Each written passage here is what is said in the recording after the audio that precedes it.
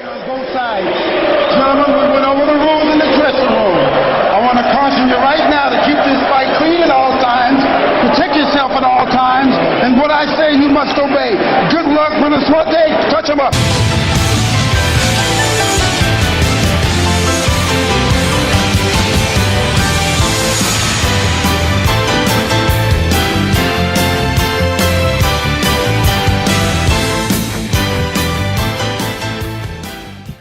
Welcome back, ladies and gentlemen. Look who finally decided to show up. I'm always late. Always fucking late, dude. You ever heard of being professional?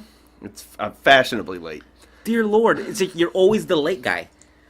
That's why nobody's gonna take us seriously, Jeff. Oh well. Anyways. Jesus Louises. Ladies and gentlemen, it's Sunday. It's pay-per-view Sunday. What do we got today, Jeff? What pay-per-view? What great company is putting on a good pay-per-view today? It's WWE Backlash today. It's SmackDown exclusive pay-per-view. By the way, we'd have results for you, but we're filming this early in the morning. Yeah, we're gonna catch us. it. We're gonna catch it tonight when it's live on pay-per-view. Like we're gonna pay it for pay-per-view on the network. Everyone. Jesus Christ, are you kidding me, dude? Yeah, who uses pay-per-view? How old am I? Press the return. Hey, you remember back in the day? I remember so many people. One of my friends, he had like a black box. We used to watch all those WWE pay-per-views For free. Yeah, but you know, it was. I always felt kind of wrong about doing that. You know what I mean? Not because I understand. Why are you laughing? Because I'm not gonna say how like it wasn't. Well, here's the reason why I felt bad. Fuck that. Okay, yeah, I did go watch him at his house. And they were free, but I felt bad because sometimes I would watch these pay-per-views for certain people, so I would feel that if I stole the fucking pay-per-view, I wasn't supporting the main event guy, even though like Bret Hart was the main event. I'm like, why am I not giving that guy money so that the company can look at the numbers and be like, oh, hella people bought the pay-per-view. Oh, I thought you were just feeling bad because, like, you know, it's illegal to have had one of those boxes back in the day. No, bro, it's called having a heart. So, but I did make it up in other ways. You know what I made it up in? I would buy hella merchandise and magazines off the WWE. My parents probably spent thousands, God bless their souls. As broke as we were, I was always begging, what do you want for your birthday? WWE magazine subscription. What do you want for Christmas? WWE action figure. WWE video game. We're looking really old talking about black boxes, though. What do you want for your birthday? I want Vince McMahon in a box. In a box. I want Vince McMahon to come out and make my best friend kiss his ass. Not in a million years. Anyways. Maybe dress the Shark Boy. Dude, aren't we talking about Backlash? We were. We got off on a tangent again. Okay. Let's get back on track here, because now that we've lost everybody. Anyways. The match card. Anyways. Okay, so WWE's producing this pay-per-view, Backlash 2018. I think it's the first time in a while, correct me if I'm wrong, it's the first time in a while that they're doing like the whole brand being together. Yeah, well, hold on. Besides the main pay-per-views, like Royal Rumble and Survivor Series and SummerSlam. Or have they been doing this for a while? Excuse me, I am wrong. They are doing it joint. I'm looking at the card right here, and I am seeing titles from both shows on it. The fuck, you didn't know? Wasn't sure. You know I don't watch WWE as much. Dude, fuck you and your New Japan ROH shit. This is like the big leagues. This is the NFL, not the Canadian League. I'm just having fun on the indies. Anyway, wow. Anyways, we need shirts, by the way. So someone needs to hop on that. I know. It'd be nice if we get a nice logo. It would look good on a shirt, I'm sure. Okay. Once again, ADD in the house. Yes. Why are we not talking about Backlash? So one of the good matches that I'm looking forward to, and people are going to shit on it just a little bit because of Roman Reigns, but it's Roman Reigns versus Samoa Joe. I don't know. In my opinion, I want to see it, and the one reason why I want to see it is because I remember Samoa Joe fighting Kenta Kobashi. I remember Samoa Joe and Morishima. I remember all these fucking guys wrestling each other, and it makes me feel good that someone that has put in that many fucking years is getting a shot at the WWE, even though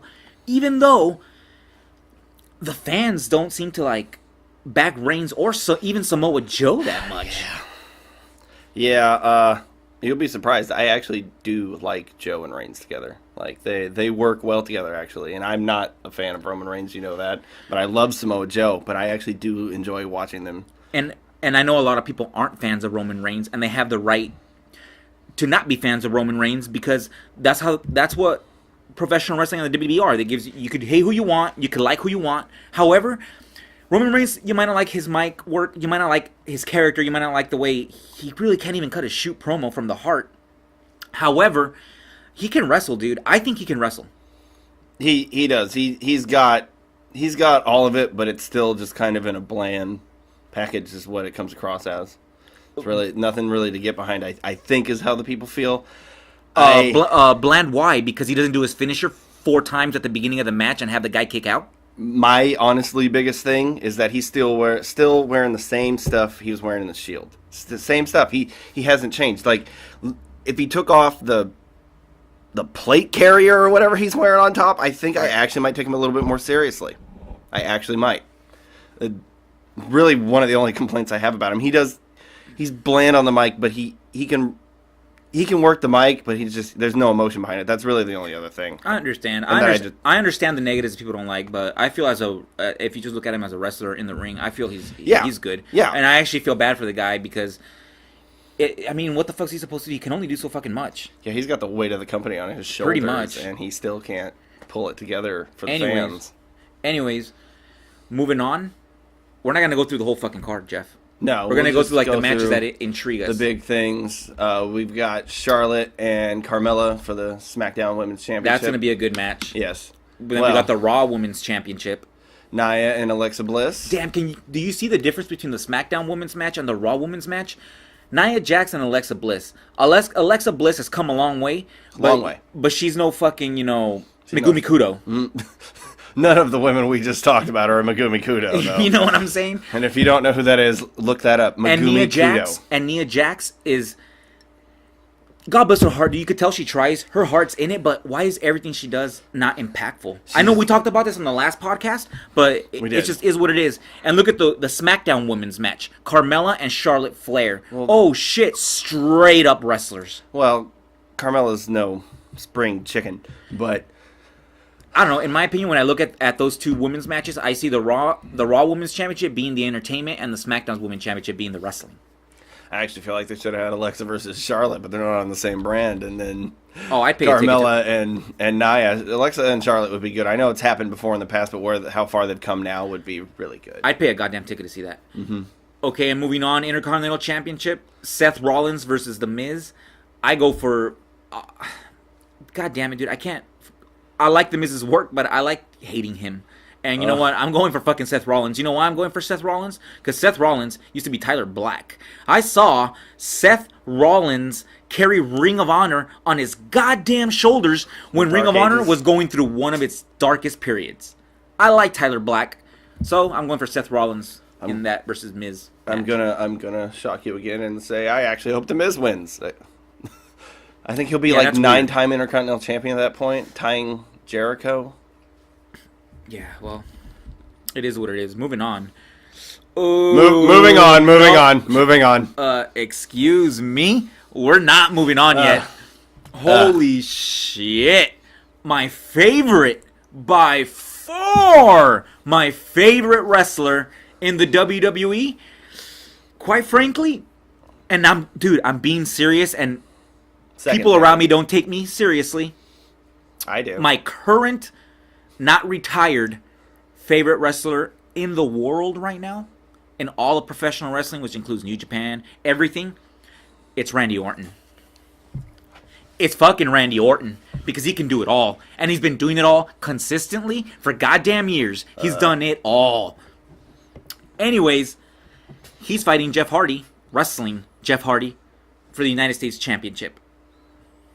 Who are you going for that? Because I know you're not a big fan of Jeff, and I know you hate Randy Orton. Which, by the way, if you would have ever made it to the WWE, I would have laughed my ass off when Randy Orton defecated in your bag. Oh, my God. That's a different story for a different podcast.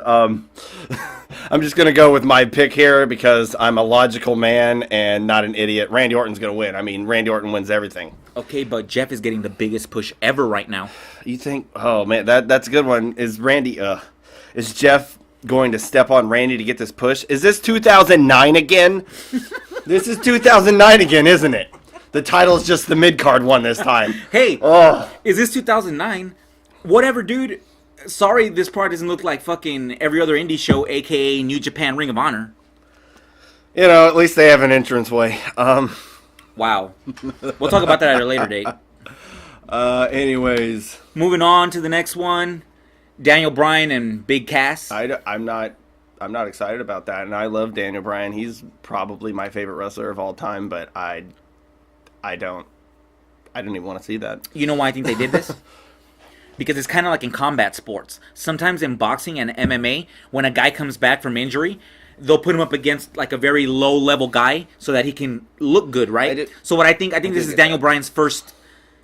It's his first singles pay-per-view match. That's a big match. You know what I mean? So they're slowly putting him in so he could test his body, maybe make sure that he can still do some of the things he used to be able to do, get comfortable again. I just hope they don't let Kaz squash him, because Kaz is 7 feet tall. Daniel Bryan's not. Man. Daniel Bryan is definitely outclass Big Cass any day. And that was almost a double negative right there, saying those together.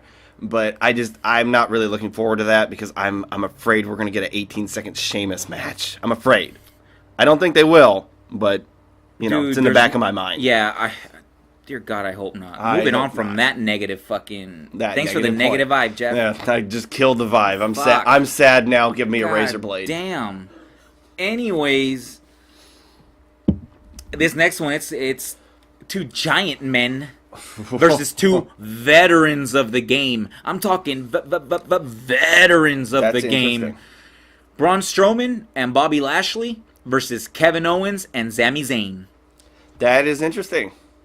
That is very interesting. I don't really know what to say about that. I guess we're gonna have to watch that. In my opinion, I love Bobby Lashley because he crosses over from MMA to pro wrestling. But in the tag team of Bobby Lashley and Braun Strowman in pro wrestling is obviously the more athletic, the more and hot. He's the better professional wrestler. Hot as fuck right now. Yeah, he's pretty hot. I mean, he's getting pushed a lot. But let's face facts. I'm not a big fan of the big guys. I never have been, for the simple fact that their matches to me have always been slower. But I still enjoy watching them. And Braun Strowman, he wrestles a good style for being such a big man. He does. He does, actually. I mean, fuck. He does. You know who else used to wrestle a big style for being such a big man, but everybody shit on, which I understand because creative was making them kill babies, was fucking Snitsky. If you look back at Snitsky's matches, obviously his character was wacky. Obviously his character made him look like shit. But if you look back at his actual matches, he didn't move around too bad for a big guy. No, actually, he was very agile for a big man, which is sometimes rare. Yep. Go on. You know he has a cooking show now, right? Yeah, that's what he does. Braun Strowman? No, Snitsky. Snitsky does cooking. He has a cooking show? Just a little tidbit there. I believe it's on YouTube. Is it like a cooking show where he cooks healthy things to stay in shape, or is it like a cooking show where it's just like an all-around good cooking, shit? An all-around cooking show. A little bit of both, which I just find that shocking. You know, hopefully there's no babies in any of his recipes. Dear God, is that necessary? Anyways, and they're wrestling Kevin Owens and Sami Zayn. That is very interesting. It's super interesting because Kevin Owens and Sami Zayn have been... They're literally the epitome of what you call a professional wrestler. They worked their way up from the bottom of the goddamn cesspool known as indie wrestling, and they made it all the way to the WWE. Dude, I'm not gonna lie, I was a doubter of Kevin Owens.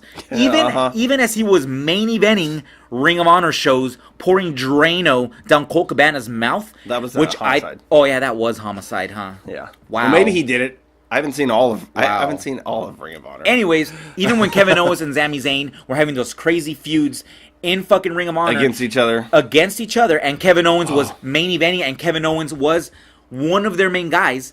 Even then, I never thought Kevin Owens would make it to the WWE because I was like, man, how many people make it to the WWE having Mick Foley's type body? Yeah, what was that one you brought over? It was one of the Ladder Wars. I believe it was Kevin Owens and Sami Zayn against the Wolves. It wasn't against the Wolves, it was against the Briscoes. It was against the Briscoes? Yeah, the first one was against the Briscoes, and I think they had one. We are all backwards today, folks. Too excited for Backlash. Can't think Anyways, about what the fuck was my point, Jeff? You just talked over me. I apologize. Anyways. See, dude, we gotta learn how to talk over each other. Anyways.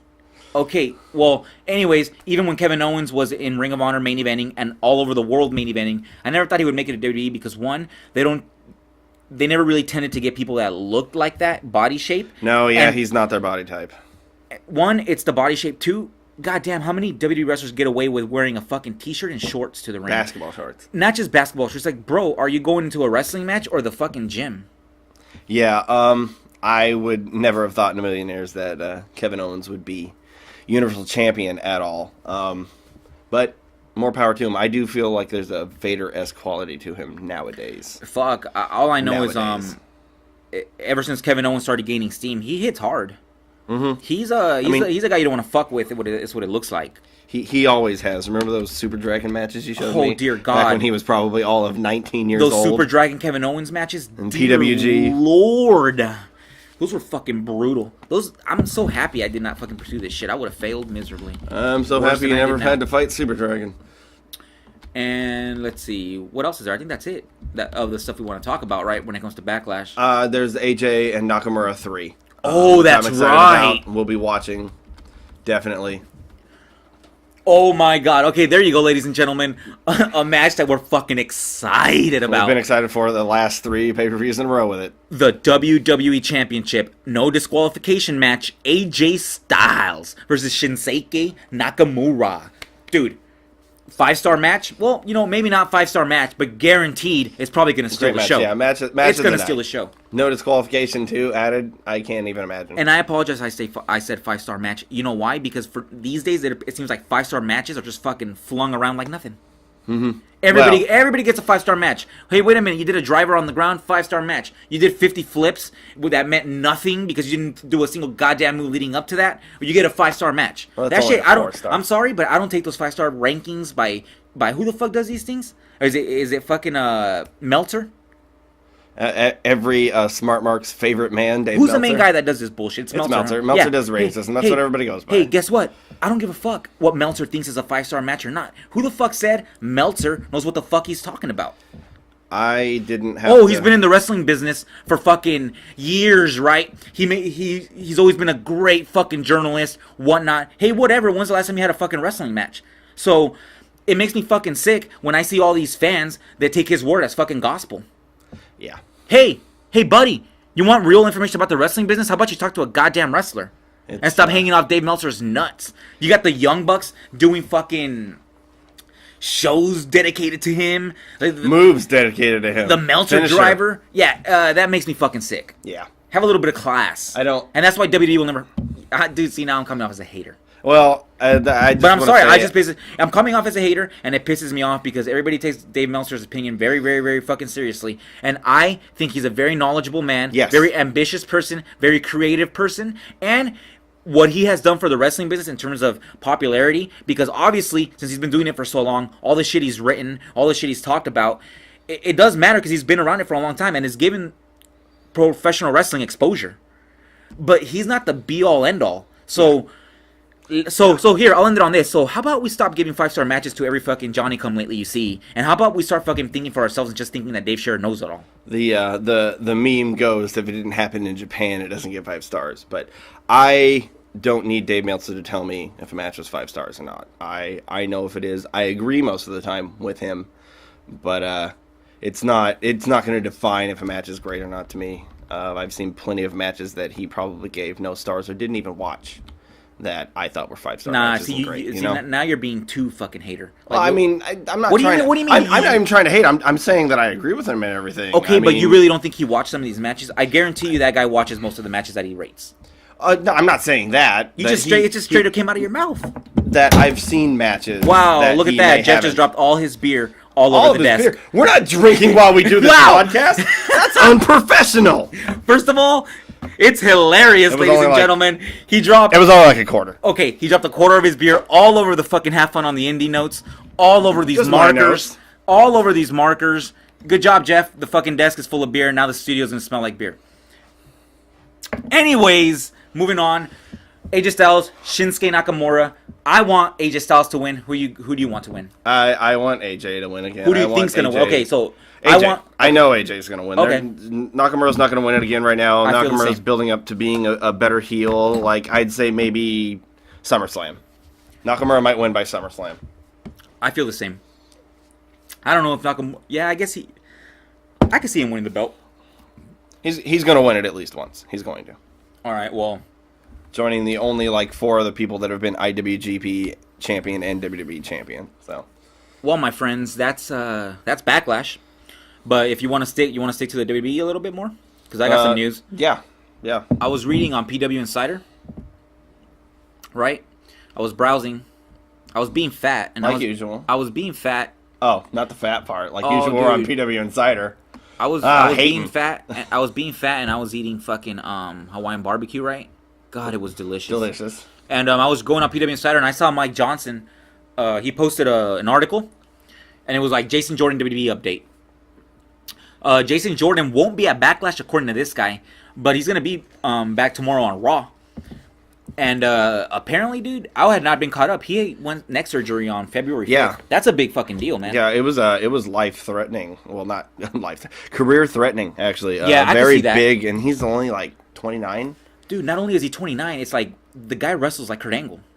Yeah, I mean, that's why they put him in the angle with him and Kurt being father and son. He's one of the guys.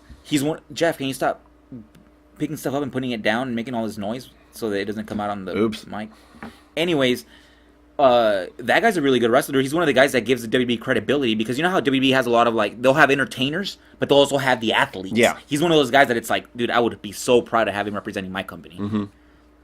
So I'm happy that the surgery went well, and I'm happy that he might come back.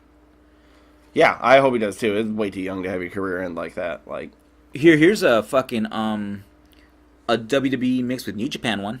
Oh yeah, of course. Some Don Taco results for you. Fuck, dude. I know I said that wrong. I'm marking out as a motherfucker when I seen Chris Jericho is back again. Jericho returns. Lista de Ingonables de Japón. Not de Jericho. He came back. He came back at Don Taco in it was LIJ versus Suzuki Gun match. Jericho came out dressed as Bushi. God knows where Bushi was. Came out dressed as Bushi, wearing the mask and everything, and just assaulted Naito with the ring bell, busted him open. Oh my god. Hopefully setting up a match for, I'm hoping, the G1 special at the Cal Palace. Dear live God, from dude. California. All I can say, probably not. All I can say is give me more of a fucking hard-on. That Jericho thing hits him with the bell. He's bleeding, right? Profusely. That's so old school. It's like an old school angle, but it works so perfect in the environment that is New Japan right now. That is twice that Jericho has come to New Japan, done a blindside attack, and busted the guy open that he's going against. Do you think New Japan tells Jericho who they want him to be in a program with, or do you think Chris Jericho chooses who he wants to be in a program with? I wonder how much pull he has there. Because in WWE, he obviously has enough pull to where he can tell the company, hey, I want to go work over there. You know what I mean? I want to go work over there. Yeah. I know that Gato loves him. Gato books New Japan. I know that Gato loves him, and I know that him and Kenny was a choice and a thing that they worked out together, so I'm sure he was like, I want to feud with Naito next. So, good for Naito. Also, Naito is your new IWGP Intercontinental Champion, having beaten Minoru Suzuki about 4 or 5 days before this last show, Wrestling Don Taco. You see, Road to Don Taco. And that excites me, that you got Chris Jericho going over there and doing all these things. And it excites a lot of people, which is funny because New Japan Pro Wrestling is getting exciting because a WWE guy is going there. Yeah, totally exciting. I mean, everybody knows how excited they were for Wrestle Kingdom this year. Him versus Omega. It's only going to continue. I'm excited to see Jericho back. Anyways, speaking of New Japan, we have a couple... Speaking of New Japan, I was Googling New Japan news, and you actually told me to look something up. Yeah. It is, I mean, before you say it is a huge fucking announcement to me, because these two guys that are going to wrestle each other have been putting on some fucking classic-ass matches. Yeah. Their first match was almost similar. It was not up to par, in my opinion, but it was super close to one of those Misawa Kobashi matches. Yeah, it definitely was. I mean, it was evolved, obviously. So who are we talking about? More Don Taco results. Okada versus Omega 4. Okada versus Tanahashi was a great match. Okada defended 11 times now, holding on to the record. And Omega came out to challenge him again. Dear Lord. We are getting Okada versus Omega 4 at Dominion next month. Hey, and we're not only getting Omega versus Okada 4. What's the stipulation of this fucking thing? We might as well be getting Omega versus Okada 6, right? Because it's going to be a 2 out of 3 falls match. You know they're going to go all 3 falls. Dude, 2 out of 3 falls. 2 of the best wrestlers in the world right now. Mm-hmm. That's going to be fucking awesome. Because all their other matches were fucking awesome. Fucking awesome. Exactly. Super excited for that. I can't wait, actually. Do you have any more New Japan news or no? New Japan news? No, but I believe you might have something you wanted to talk about that was New Japan related. But we can get into that. We'll do that on the second half. There is something about New Japan I wanted to talk about, but we'll do that on the second half coming in. So, ladies and gentlemen, we're pretty much at the halfway point here. We're going to take a break real quick, and we'll be back. And hopefully this time, Jeff knows the meaning of the word professional and doesn't spill beer all over the place and doesn't start knocking things down so that you hear this loud, loud thud gluck, on the mic. Gluck, gluck, gluck, gluck, gluck, gluck. We'll see you back here. Yo, dog. Yo, dog. What the fuck you looking at, dog? Huh? Hey, dog. Woof, woof. What you staring at, huh? Hey, homie. I'm not staring at anything. I'm listening. I'm listening to Have Fun on the Indies. Oh. Hey, welcome back, ladies and gentlemen. Welcome back. We're back, and what were we talking about before we went on break? New Japan. Oh, that's right. New Japan Pro Wrestling. Okay. So I had something to talk about New Japan, because right now, New Japan, in my opinion, it's at its peak that it's been in its entirety, including the early years where they were the number one organization in Japan before All Japan took over and before Noah for a little while took over. Right now, they're the biggest company in Japan. They're the biggest Japanese company in the world because they're actually traveling internationally. A lot of their wrestlers are being booked all over the world, not just the United States indies, but all over the world. But here's the weird part. You notice that there is not a women's division in New Japan Pro Wrestling. And the reason why that's weird is because from boxing to MMA to every fucking wrestling show I've seen or been to has a women's division now. Yeah. And New Japan doesn't. What do you think that's about? The culture, or what do you think that's about? You know, I'm not really sure. It might be the culture, but I feel like it's not that. I really don't know the answer to it. I know there's a lot of women's companies in Japan. They're called Joshi. Yeah, and then like that one company that has, it's an all-woman company called Stardom. Yeah, the biggest one. The biggest one is Stardom. Yeah.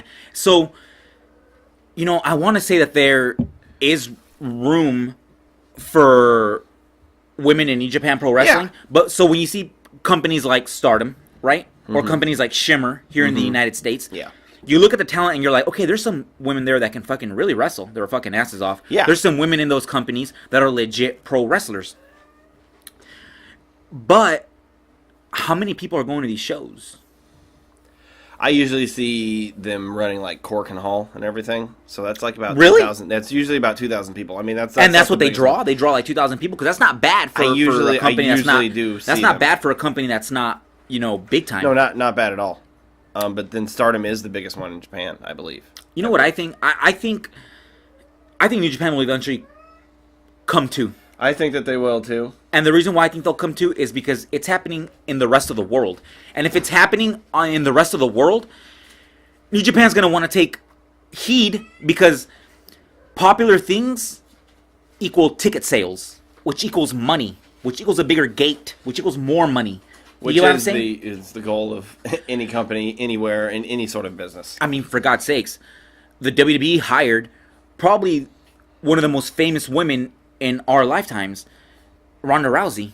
Yeah, exactly. So it shows that women do deserve to be there. You know, I mean, if you want to go away from that, look at Charlotte Flair. She can fucking wrestle, dude. Yeah, one of the best they got right now. So I'm actually looking forward to New Japan hiring women. I'm looking forward to New Japan in the future maybe start promoting women's matches. I think that would be fucking awesome, dude. Because the women nowadays, they wrestle with this vigor inside them, like it's almost like they're saying, "Motherfucker, all these years you kept us down. I want to show you what we got." The women sometimes get violent in some of these matches. Yeah, definitely. The accolade of having an IWGP women's title would be amazing. The only thing I see with the women's wrestling in Japan, like with groups from Stardom, and even some of the girls in groups like Shimmer, is that they don't have a lot of personality sometimes. Like, Yeah. sometimes they do, but a lot of times they come off as bland in their promos. Their wrestling is stupendous. You know what I mean? Like, their wrestling, you could feel the heart, you could feel the passion, you could feel the energy that they're putting out there in that ring. But their promos sometimes are lackluster. Yeah, and I mean, that is a problem with any indie wrestler, any wrestler. Like you Like, gotta have both. You know, speaking of the women, you know what woman I wish would have made it in WWE, and in my opinion deserved to be in WWE, and in my opinion was a pioneer in making women be more known, even though she was never given the credit, even though she was never given the accolades. She won championships in a lot of these companies, but she never made it to the big time. The most she ever made it to was TNA back in the day, right? Mm-hmm. And that's Cheerleader Melissa. Oh, yeah, exactly. Cheerleader Melissa, no fucking joke, that girl can fucking wrestle her ass off. That girl wrestled better than some of the goddamn guys. Yeah, right. Where Is she? I don't know where Cheerleader Melissa's at now. We did see How her about on the Google it, start. Jeff? Let's Google it. I wonder what Cheerleader Melissa's doing now. You think we'd be able to find it if we Google it? Yeah. Why don't we see if she's in Stardom?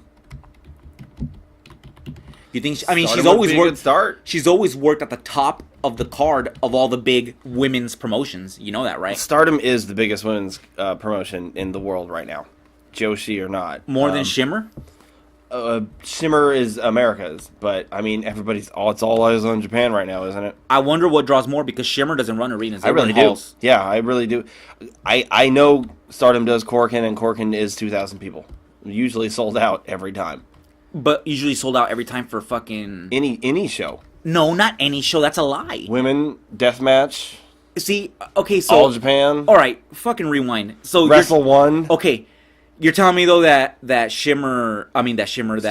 Stardom sells out Kurikan Hall, Yeah. and you've seen it. Yeah. You're not just saying this because that's what you think because Kurikan Hall No, is a I have famous seen pro it, yes. wrestling arena. Yes. Okay, well, as long as you've seen it, I'm taking Corkin that Hall is step. awesome. There has to be wrestling at Corkin Hall like every night of the week. But that doesn't mean it sells out every night of the week. Okay, so like there's always there's the ground level and then there's the balcony. Like maybe the balcony doesn't sell out.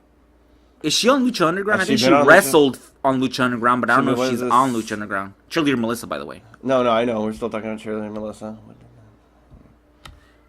Anyways, you know what pisses me off is What was Cheerleader her- Melissa should have been one of the fucking girls that either WWE or one of the fucking big companies at the time hired, including Ring of Honor for their women's division. What the fuck are you doing there, Ring of Honor? What? She wasn't in the the Women of Honor tournament to crown the first Women of Honor champion. Are you fucking kidding me, dude? It's like she's not in the Ring of Honor fucking women's division, yet she looks hot. Hold on. Yet she looks hot as fuck. Gorgeous fucking girl. She can wrestle her fucking ass off. Innovative. Been in the business for I don't know how many goddamn years, which means that she obviously has experience and knows what the fuck she's talking about. You know what I mean? But guess what happened? I'll tell you what happened. Once again, the NorCal wrestlers get overlooked. Once again, the NorCal wrestlers, which for the longest time learned a style that is pretty much lost now in the wrestling world. Once again, the NorCal wrestlers get the snub. Cheerleader Melissa doesn't get to main event big time pro wrestling shows. You know what I mean? Which is bullshit. Yeah, that's a podcast. For Yeah. a So different Cheerleader day as Melissa, well. Cheerleader Melissa doesn't get to main event big ass shows, and fucking Scum and Adam Thornstowe and Luster the Legend get replaced by emo people in fucking Anthem. Yeah. Yeah. Fucking unfair, dude. Why does no one look here? You know why? Why does because no one look here? as I much just talent admitted where we're from. as much talent as there is, there's I also care. a lot of garbage in NorCal. A lot of companies where you kind of take a look at them and you're like, Jesus Christ, how about the fans don't touch the ring? That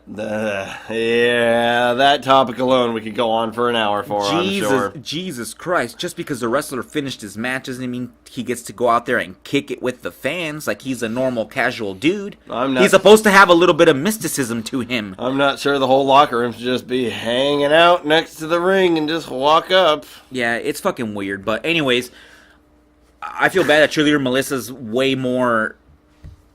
She's up there in years. I think I don't know if any company's going to push her anymore to that level where she's putting on 5-star matches and on a big stage, but If there was anybody ever who deserved a fucking spot, it was her.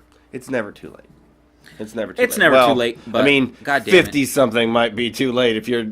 But look at Terry Funk and Ric Flair. So, you know.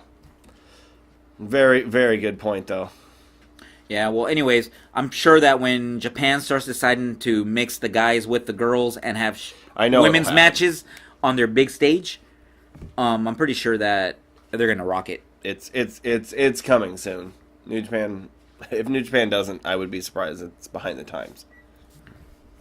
Anyways, moving the fuck on again, and on. Speaking and on. of weird, so we think it's weird that all over the world, all these wrestling companies, all these combat sports companies, just things in general in society, are letting women get all this opportunity, right? You want to know something else that's fucking weird? Almost a decade later, and guess what's coming back? What? I just read the XFL's coming back. Oh. I don't know, man. That's fucking trippy. Yeah, I heard about that a while back. I just I had to let it go underneath the rug like it did. Dude, that's insane to me, and the reason why that's insane is because the XFL went down as one of the biggest failures in the history of business. Really? It didn't make money? They lost millions. I still have both fucking sizes. Millions of dollars. I still have both sizes of the football, so they sold some merch. And it's funny because I feel like at first when I read the news, I was telling myself, what the fuck is Vince thinking? Like, why would he do this to himself? He's retirement age already, let's face it. He's not going to retire. He's obviously a workaholic, but he's retirement age, and he's going to put himself... over retirement age. And he's going to try to bring back the XFL, right? I don't know if he's bored with professional wrestling. I don't know after all these years, after Vince, not single-handedly, but after Vince had a huge part in making this wrestling business into a worldwide phenomenon. Yes, he did. I feel almost like Vince needs a new challenge, right? And in my opinion, there's nothing wrong with having a new challenge, especially at that age. A man that is filthy rich, is set for life, has accomplished most of his goals. There's nothing wrong with him re-sparking that ambition and saying, you know what? A lot of years ago, there was something close to my heart that went out of business, and I want to do it again. But here's the question. As much as there's nothing wrong with that, and as much as Vince is the king of overcoming adversity, from the United States federal government to WCW's ratings, he's an old man now. Vince McMahon's not a young man anymore. No. And I don't care how many supplements and how rich you are and how many doctors you have to help you age gracefully. Yeah. When you're that old, you only have a certain amount of energy. You only have so many reserves. So here's my question.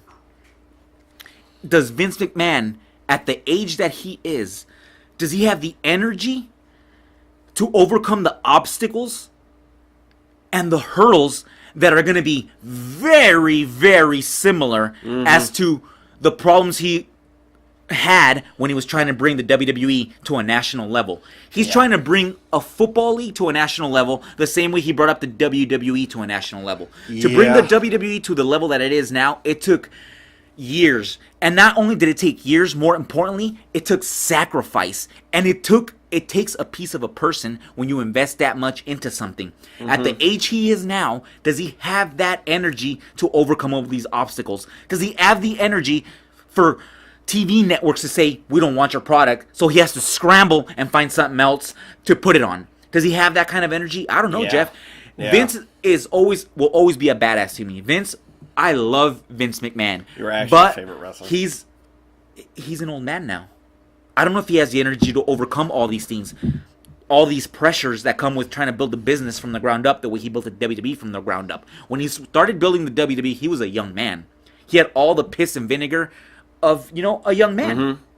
In his 20s, I believe. Yeah, it's crazy, man. But you know what? Believe it or not, I'm rooting for him to win. I'm rooting for him to do well. My only question to that is, do you think they'll sell tickets to his funeral when the stress of trying to get the XFL off the ground again kills him? Jesus Christ. Oh, I'll buy front row for that. I don't buy front row for New Japan tickets, but I'll buy front row for Vince McMahon's funeral. That's disgusting. Make it a thing, Stephanie. Yeah, I can't wait till New Japan's funeral. Maybe we can get some real wrestling back in the picture and not fucking a spot fest. Some not strong style involved, because I'd be happy with some good old fashioned strong style. Anyways. We're going from weird topic to weird topic and shit, but we were only talking about football. Here's another weird topic. For a while there, and I didn't know you could do this, you could gamble on the WWE. You could gamble on their pay-per-views. I don't know about Raws and SmackDowns, but you could gamble on their pay-per-views. You could gamble, first of all. What? Yes, you could gamble on predetermined outcomes. What? And it wasn't just on these fringe internet websites. What? It wasn't, yeah, exactly. And it wasn't just on these fringe internet websites. It was actually on respected real casino websites like Bovada and Five Dimes. You could actually fucking bet on them. I sound like Stone Cold Steve Austin over here. What? Yeah, man, that's incredibly insane.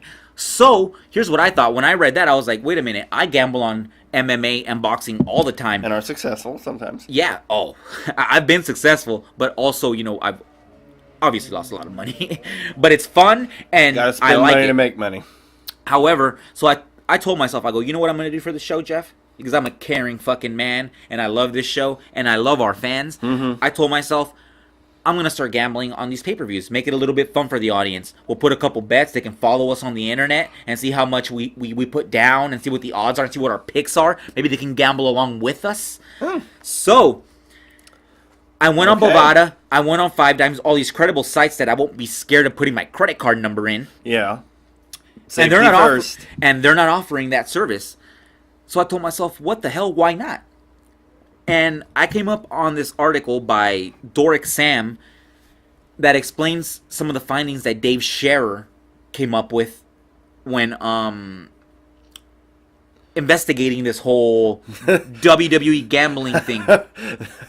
I don't understand. You want to know what killed it and why all these legitimate websites, because you can still bet on pro wrestling, but it's these websites that I don't trust. It's like, who's running this thing? Is it some guy jacking off in his room just taking people's money? Playing World of Warcraft and bald-headed and eating cream cheese out of a container? Exactly. Yeah. I'm just trying to do these things. I'm trying to do this legally and legit. So, guess what killed it? Here, let me read you. Yeah. And not Dave Scherer. Oh, and ladies and gentlemen, I apologize. It was not Dave Scherer. Fucking crucify me. Don't listen if you hate it when I make mistakes. That's how you stop giving us heat. Yeah, I don't care. Anyways, it was Dave Meltzer who investigated this situation, and here's what Dave Meltzer had to say. It's just a typo. And quote, someone in the WWE did a $3.36 parlay on 10 matches. Oh, crap. Which means that if you do a parlay on 10 matches, that means although the winner you pick in each of those matches, all those 10 guys have to win in order for you to win the money. So he bet $3.36 on 10 parlay matches, right? And the guy got every single one of those matches right. So he gambled $3.36 and he won $45,600. What? Yup. What? So here, I have a question. Oh, I have a question. I have a question. Did the fucking writer gamble? Is that okay? Is this not the reason why Pete Rose got chokeslammed at so many Royal Rumbles and WrestleManias by Kane? Excuse me, it wasn't Royal Rumble, was it? It was WrestleMania. Wait a minute. Is it not? Is it not why Pete Rose was at WrestleMania and not in the World Series? See, and look what Meltzer says next. You're God. No, he's not my God. No, and not your God. Everyone listening is God. Yeah, and once again, so people don't say I'm a hypocrite because I talked shit about Meltzer earlier, and now I'm quoting his quotes and quoting his articles. I talked shit about him earlier, but what did I say? I said he's a very smart individual, and he does know what he's talking about. Certain things when it comes to pro wrestling, I just said he's not the God that everybody portrays him to be. It's just the rating system you have a problem with. Anyways, you're this is what he had to say. The words from his mouth. So he said that a lot of the gambling sites were considering dropping WWE because insiders that knew could make a lot of money, and that level of money was ridiculous. The company that got hammered hasn't done parlays in a long time and won't be doing them again. Yeah, because they probably went freaking bankrupt. Because most people win, you win like $100, right? $80 What stops most trip? of the time. What stops trip? No, well, this last time I won $150, and I had gambled $35. So I gambled that's 35 really and not won bad. 150. That's yeah, really but, not bad. Yeah, but I've also done it to where I've gambled like $50 in the hopes of winning like $300, and all my whole parlay wins except one guy, and there goes fucking $50 down the toilet. But I mean, look at what this guy did: $3. And And he won wins $45,000. $45,000. Okay. That's freaking ridiculous. And he works for the company. That is illegal. No, but here's That the is problem. illegal. Here's the problem. How do you know he works for the company? Nobody knows. It's just an account. You don't know. You don't know who he works for, and that's my issue with it. My issue with it is what stops Triple H from being, "Hey, buddy, I know the endings of the match." Was it so not Triple H? They don't know who it is, Jeff. They don't know who it is. You Exactly, they don't. Exactly. So what stops Triple H from being, "Hey, buddy, I know exactly what's going to happen in this show from top to finish because I'm one of the top dogs here. Gamble on this person. Gamble on this person. Boom, $50, $50,000 in my pocket." Split it with me. Yeah, exactly. Exactly. But anyways, it was just something very interesting because I feel like it would have been a lot of fun to be able to gamble real money on professional wrestling. However, it's sad that people have to ruin it, and I know it's very hard to come up with a system that could be able to weed out people that work for the company, because how the fuck are you going to do that? You know? There's no way. Which is fucked up, but hopefully eventually in the future we can find out a way that we can gamble on these things, because that would be hella fun. It is fun. The concept is fun, but yeah. Anyways, ladies and gentlemen, it's getting close to Backlash time, so we're nearing the end of our show, Yeah. right? Yes. We want to thank you for listening to Have Fun on the Indies, dog. And we'll see you next time. And remember, I'm Abraham. I'm Jeff. And remember, Have fun on the indies. woo!